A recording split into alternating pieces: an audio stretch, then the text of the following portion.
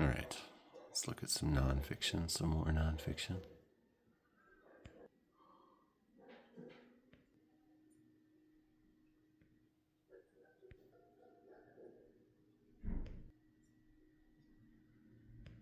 Love a good anthology.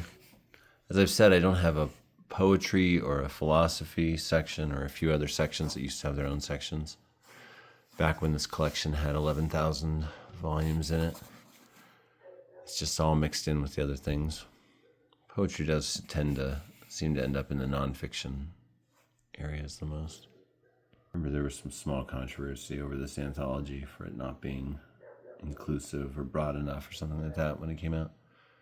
But there's never been, like, I don't know, a perfect anthology. You have to leave stuff out. You have to have scope. And what do we have here? Oh, it's a ribbon. Nice. Starts with Eggerly Masters. Love it, love it, love it. The Spoon River books are just so incredible.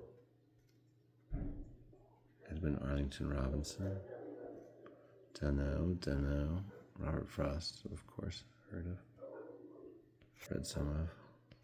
Oh, I'm sure this would be a really good read. Introduce you to a lot of good poets. Yeah, it's gonna be good variety.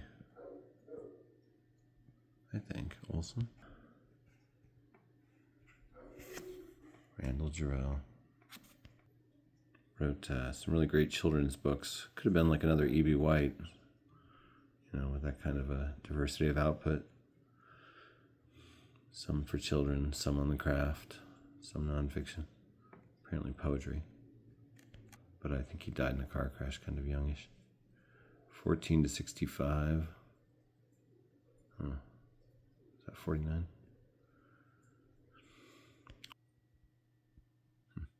Really goes on, this anthology. Oh, Alan Dugan's in here. That poem rules. Alan Dugan, love song, I and Thou. Nothing is plumb, level, or square. The studs are bowed, the joists are shaky by nature. No piece fits any other piece without a gap or a pinch. And bent nails dance all over the surfacing like maggots. By Christ, I am no carpenter. I built the roof for myself, the walls for myself, the floors for myself, and got hung up in it myself. I danced with a purple thumb at this housewarming, drunk with my prime whiskey, rage. Oh, I spat rage's nails into the frame-up of my work. It held, it settled plumb, level, solid, square, and true for that great moment. Then it screamed and went on through, skewing is wrong the other way. God damned it, this is hell, but I planned it, I sawed it, I nailed it. I will live in it until it kills me.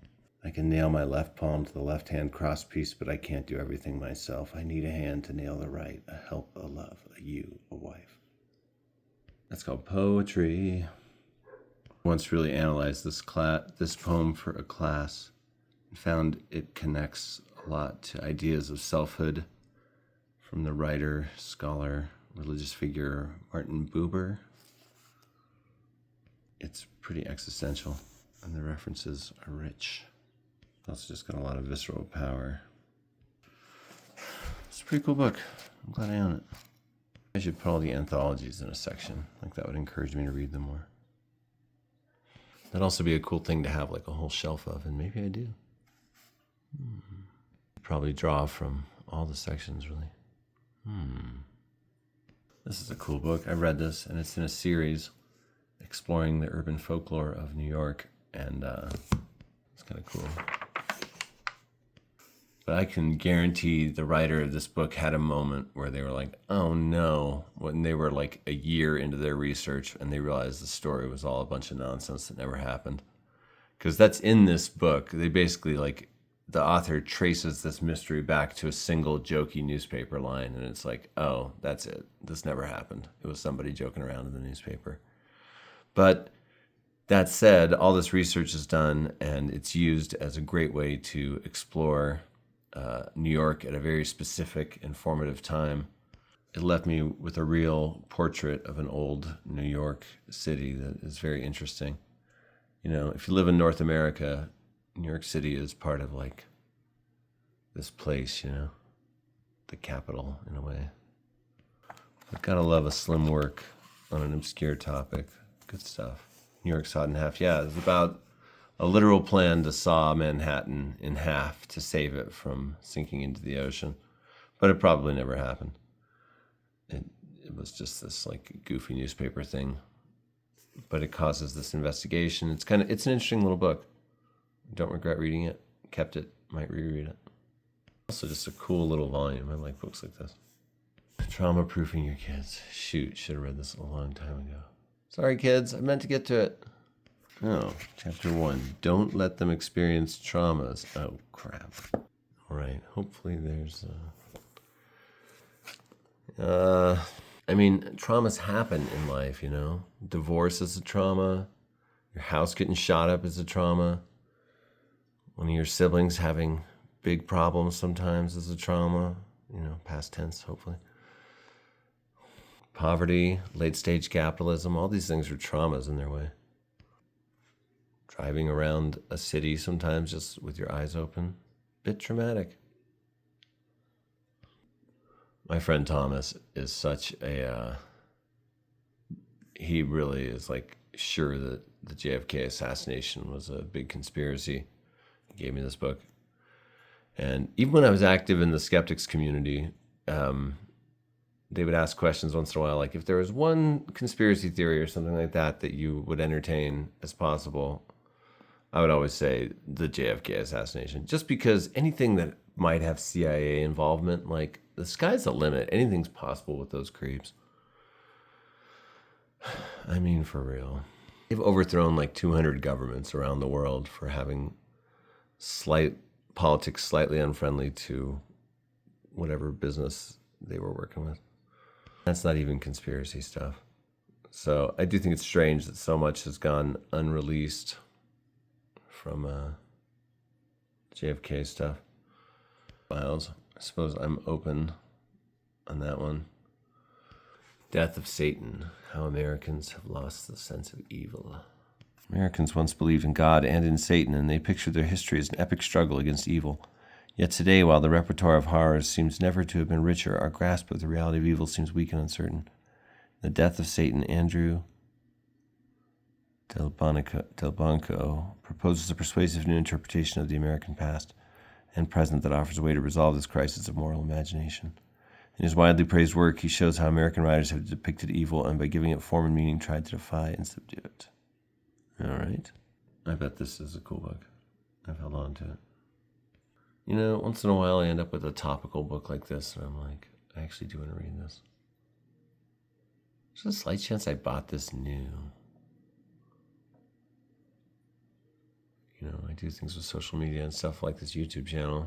I suppose I'm interested in this topic. An odd but happy marriage of sociological observation and gonzo-style adventure. Says Wired. This is one of those books that, like, I don't know if you have those books in your collection where it's just like one of these things is not like all the others. Like, I don't think I have any other book that quite reminds me of this one. Little Black Book of Email Viruses. I don't know what this kind of binding is where it's like saran wrap. Like, it ages so poorly. Looks awful as it gets older. I think this is a literal nonfiction book about email viruses.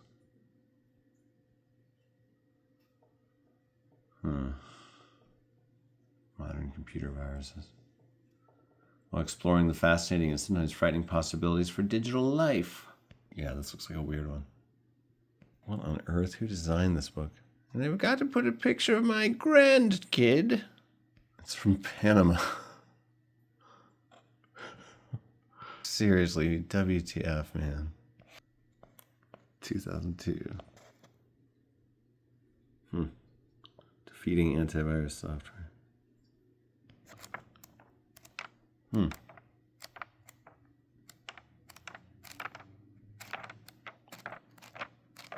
Wow, unlike any other book I own, and I might read it sometime. I feel this title, The Tyranny of Email.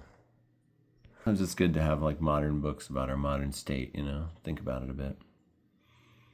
Sometimes that kind of a book can be satisfying. I've got a few like that. I've read many more from the library. But yeah, email was a big part of like anxieties in my life in the early 2000s. It was just like, so many emails. This book is really cool. It's just full of really cool, interesting, thoughtful, knowledge-dense facts about the senses, the five senses. And it's really interesting. I remember things from this book all the time and would like to reread it. Like, smell has the shortest neural pathway, and so it's the easiest to recall and the hardest to store. Super cool. Natural History of the Senses by Diane Ackerman. This book's a classic in like literary academic circles. I don't know that I would have given it to somebody for their 8th birthday.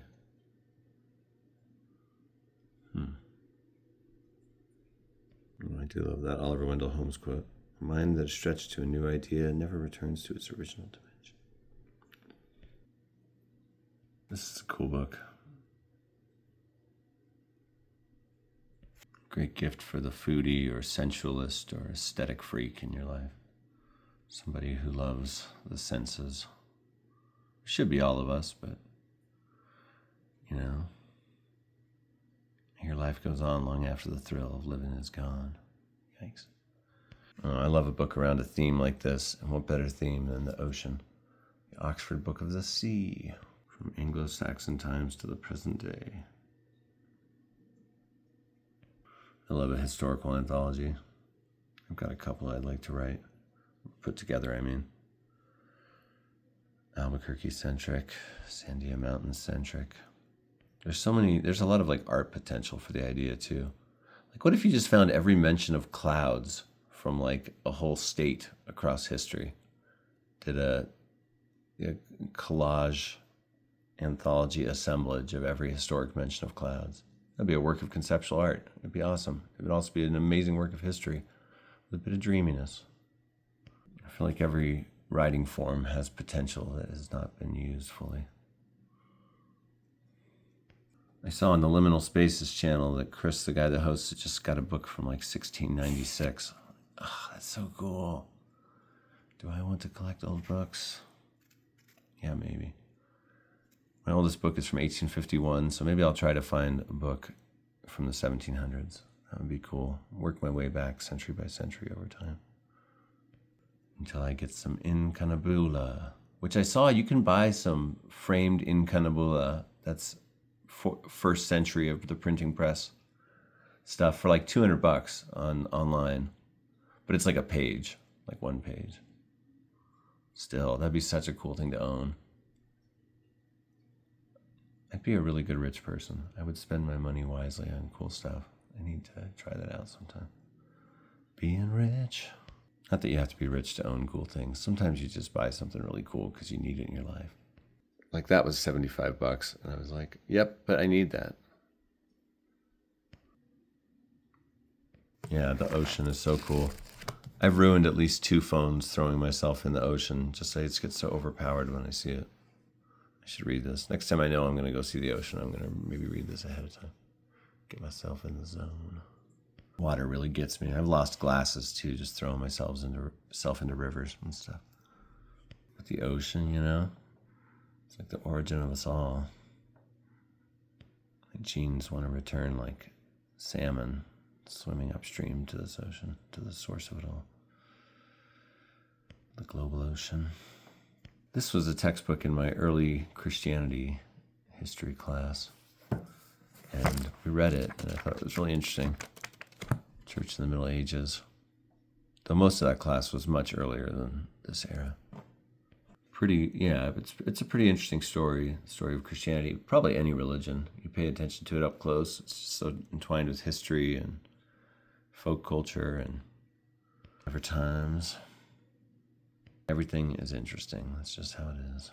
It's a curse, but it's true. It's not just a curse. But as Nietzsche said, it can be exhausting to find everything profound. And everything is kind of profound, because there's only one story, and it's all part of one thing. And that's what books point toward. I remember getting this for my birthday in 2001 on that hike across the country. To Michael, happy 22nd birthday. We love you, Mom and Dad. They gave me a nice light book since I was walking across the country. I bet it had a bill or two inside. How nice. Some of these journals are hilarious. I read this There's the one in here where he accidentally burns down someone's forest, and he's like, lightning does it all the time. I guess this overlaps with my interest in New York. The Dutch Seaborne Empire, 1600 to 1800. Yeah, that's an empire you don't hear about all that much, like you do about England and Spain, at least around where I am. It's be really interesting to read, I bet. Out of their struggle against Spanish rule, the Dutch created one of the world's greatest maritime empires. Holland. But tulips get mentioned in here. It's a big part of Holland's wealth. No, I love Herodotus. What a cool figure. What an awesome, inspiring person. The first historian.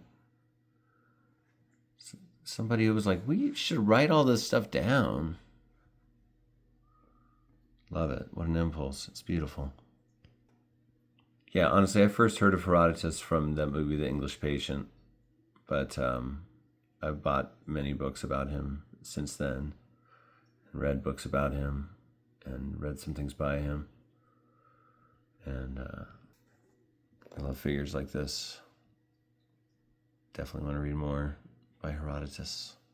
He's got good quotable quotes too. Like I always think of, when a person dies, a world dies. That's so good.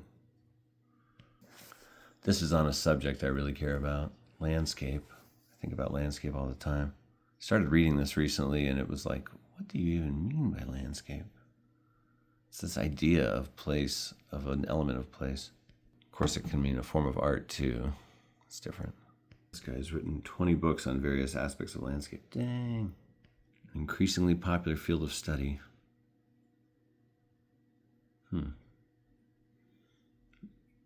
Contributions of, among others, landscape historians, landscape archaeologists, human geographers, psychologists, art historians, and political scientists. What? Sometimes I'm like, maybe there are just a bunch of weirdos out there who are really interested in some of the same specific stuff I am. They must be, because where do these books come from? Oh, classic. You know, to read this book is to be changed forever. Honestly, this is one of those core, you're a young reader who reads nonfiction, you need to read this. You live in America, you need to read this. This is such a corrective for so much falsity that's out there. I mean, and it's not cynical. It's like Power to the People. It's a people's history of the United States. Howard Zinn is great. It's crazy how, like, his books really have a foothold in schools, and I'm glad, because he's a good historian, and I think he's got his priorities straight. Yeah, good old Howard Zinn. This book's amazing. Starts with Columbus and Columbus writing, "These people are docile and make excellent servants." Okay. I think he meant slaves, not servants, because just look at how he governed Hispaniola after that. But yeah, I remember reading this cover to cover. I love this book. Really good. Necessary. Encounter this book however you can. Audiobook, whatever. Find it. There's documentaries around it now. It's such a good book. It's got information Americans should know. And it's like, you can know negative things about where you live and still try to make it a better place, you know? Here's the book that Scorsese's movie is based on, The Gangs of New York. It's crazy. He was trying to make that movie for so long before it was made, like 20 years. It's pretty interesting. I rewatched the movie recently. Well, I think it's second tier Scorsese. It's a pretty great portrait of gangland New York from back in the day.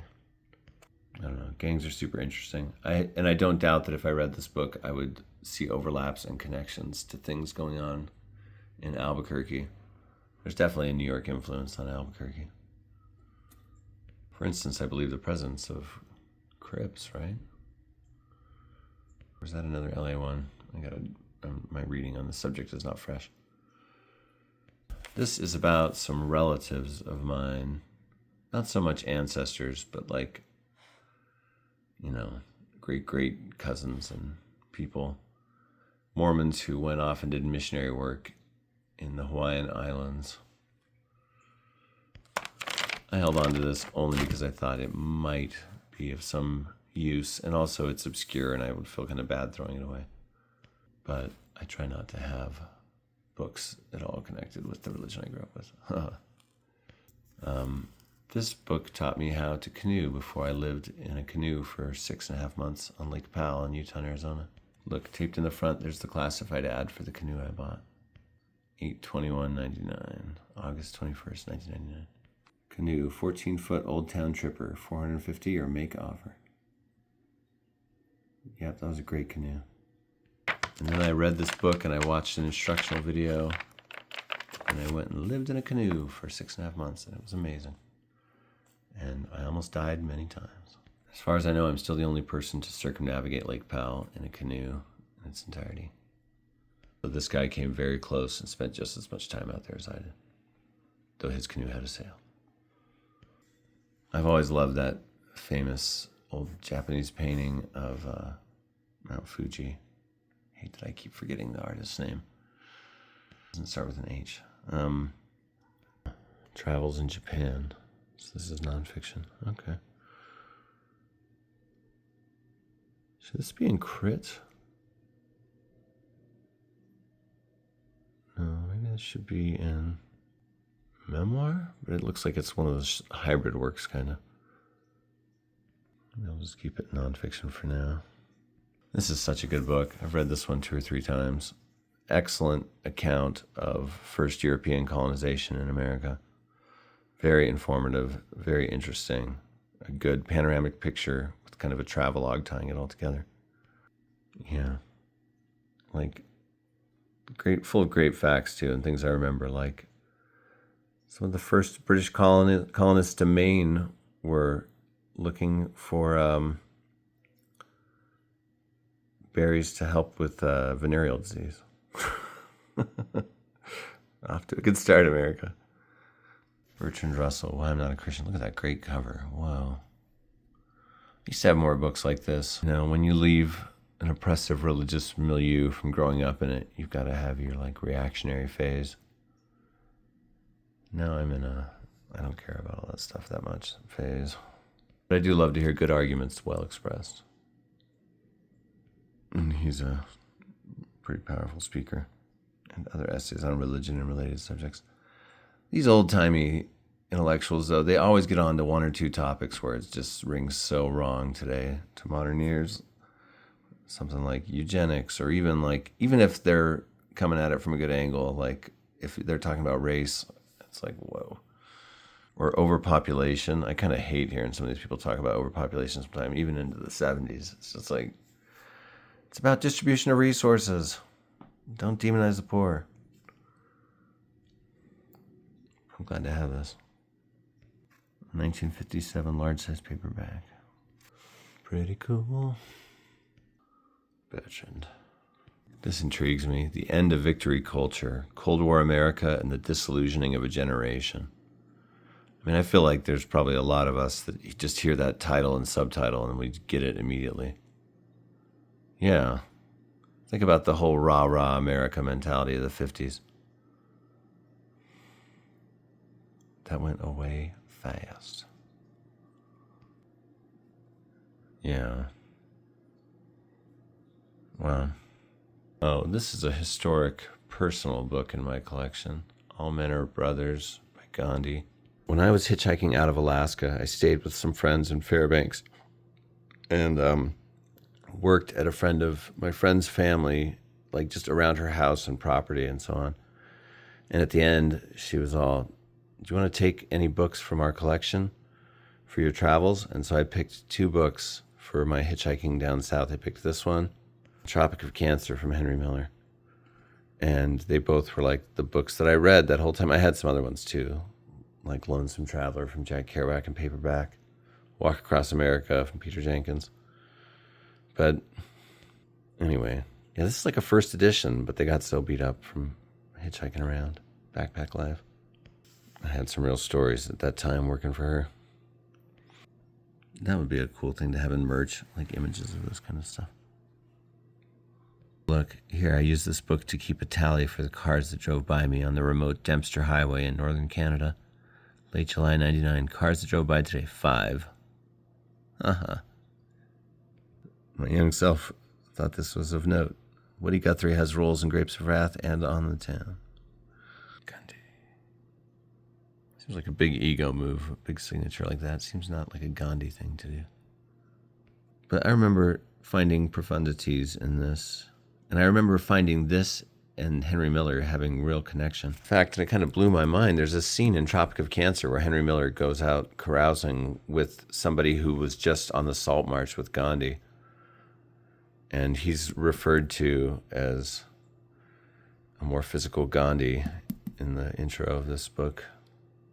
Henry Miller, there is a connection there. Comparable attitudes or something. Old marginalia. Ugh, my young self with inking notes. Nonviolence is for everybody.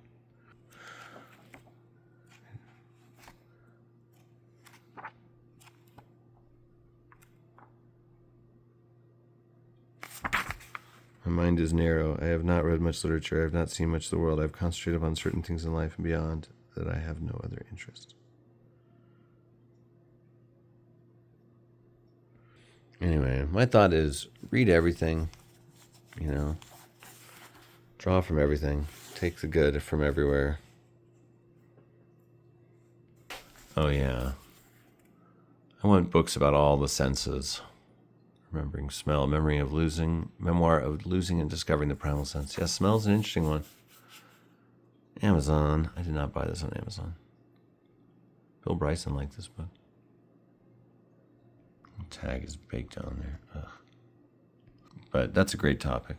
Smell. What's the deal with smell? It's often so unsatisfying in writing because all you can do is compare it to something else. It's earthy, so it smells like dirt. It's sweet. Okay. Or call it a color. A green smell. A wonderful green smell. I've always meant to read Tom Robbins' book Jitterbug Perfume because supposedly that's just all about smell and focuses on smell. Well, I will since it's part of the paperback project. What's up, Chris?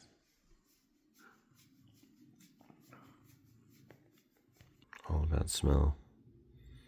There's also the novel Perfume, which my friend the poet Nick DePascal rereads all the time and says is great.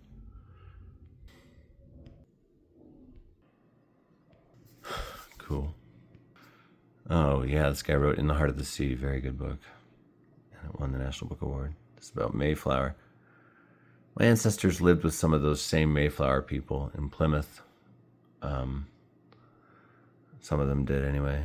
But with some of Abraham Lincoln's ancestors. But they came in like 15 years after the Mayflower. Except for this one on my great times 10 grandmother's side. She might have been a Mayflower person. I'm not sure. My friend Jessica Mills, whose parenting book we looked at last video, she's a direct Mayflower descendant, I know. It's crazy. We've all got a big connected story here. I'd like to see that story of America told somehow, Like a real mini-series of all the different parts. Taking everybody's side and looking at everyone in a dimensional way. If I could ever have like an HBO show to go real epic on over many, many seasons, it would be the West. Just the whole going back. I mean, you'd want to take it to the whole colonization of North America, really. It'd be a really fascinating story. Start with just whole seasons of indigenous life, because there's centuries to cover. Pretty cool. We'll read. Now this book is great. I was trying to think of this the other day and I kept calling it, is it called Frontier? No, it's called Miles from Nowhere, Tales from America's Contemporary Frontier by Dayton Duncan. This book has an amazing chapter on Alex Joseph and his polygamist family. And it's just about all these places that still meet the definition of frontier of so few people per capita per square mile. Yeah, there's Alex Joseph and his wives. I met many of those women. They're really cool, interesting people. They all have PhDs. They're kind of unconventional. Who was that? There's a 70s outlaw folk rocker named this guy had a big influence on. I'll try to remember his name. Yeah, when I was hitchhiking, this guy's son picked me up and traced Joseph, and that's how I got to know this family. But this book is very interesting in general. It's really good I think I have 2 copies of this kicking around here. It's good. I remember Alex Joseph's wives, former wives, widows, saying that this guy was really cool and had become a friend of all of them, and that he wrote about them really fairly. That's pretty cool. Wild. I remember Trace, the second time I visited with him, showing me this trunk that was just full of old, obscure, like polygamist newsletters and stuff from the 60s and 70s. Because these people had a church that was called the Church of Jesus Christ in Solemn Assembly. And they would do like baptisms for the dead in Lake Powell, and they were pretty far out. They had that giant standoff with the FBI. Anyway, some more nonfiction. What's up? Nonfiction. You know, it's an interesting topic to think about, and I've probably thought about it more than the average person because I have a master's degree in nonfiction. But it's like, why do we read it? Is it just for info? I mean, there are whole crowds of people that are like, reading should be just about getting information. These like 15-minute summaries of books that people are just listening to apps of all the time. That's kind of interesting. I'm like, but it's just not about just getting a summary, you know? It's really about the experience of it. Life is for living, as Alan Watts said, and art is for the experience of it. I added leaves that I found in the books to this photo, which really did have a lot of wasted space in how it was presented, so I think that's better. Put something interesting everywhere is my aesthetic philosophy. I try to let that creep into my writing as well. It can be a little headache-inducing for some, but oh well. Well, I'm starting to get a little bit of a toothache. That's great. Been overdue for a cleaning for a long time. I think I might still have dental insurance, though. I'm going to figure that out tomorrow. All right, time to do some writing. Time to polish some articles. I got to do a revision. Columns. I'm going to be writing for Nob Hill News, a subscription-based newsletter in Nob Hill, Albuquerque. All about Nob Hill and the greater Nob Hill area. But it's cool. Anytime I can meditate on a place in an extended way, it turns out cool. One of my favorite essays I wrote is just everything I saw out of an office window for months and months. How do you make your life matter? By paying attention all the while. Camus. I love that. I think it's true. So yeah, if I write 100 columns about places in and around Nob Hill, that's going to be a book. That's going to be an interesting little book. I'll get a college press to publish it. Then I'll be rich, I tell you. Because that's how you get the big bucks. You write little obscure books about obscure topics. They get published by college presses. And I know, because I'm insane. But I think nonfiction is cool, and I think it's actually like just as capable of great art as fiction. I mean, I always say both are building with blocks. It's just in nonfiction, sometimes the blocks are bigger. They're events, they're facts, they're data that you have to respect and keep intact. But you can arrange them any which way with any kind of perspective. I always say, pretentiously but sincerely about my own book, that I want to do something with nonfiction that does what Ulysses did for fiction. It's really just like a postmodern perspective explosion. And just showing how much fun you can have with it all, you know? How malleable reality can be. And infinitely approachable, and infinitely viewable in infinite contexts. Found that after a rainstorm into Harris Canyon. It's probably Comanche or Apache. It's right in the middle of the trail. All right. Hope y'all are doing great. Thanks for watching the channel. Appreciate y'all. Have a great one.